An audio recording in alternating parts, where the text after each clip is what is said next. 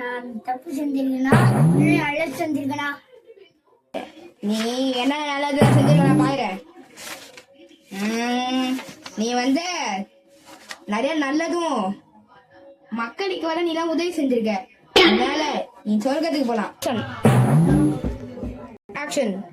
கடவுளே, நான் நல்லது செஞ்சிருக்கேனா கெட்டது செஞ்சிருக்கேனா? நீ நிறைய நல்லது செஞ்சிருக்க. நீ 10 பாவங்கள் செஞ்சிருக்க. ஆனா நிறைய புண்ணியங்க வர செஞ்சிருக்க. நான் உன்னை ஆசீர்வதிக்கிறேன். நீ ரொம்ப நல்ல பையன். சொர்க்கத்துக்கு போடா.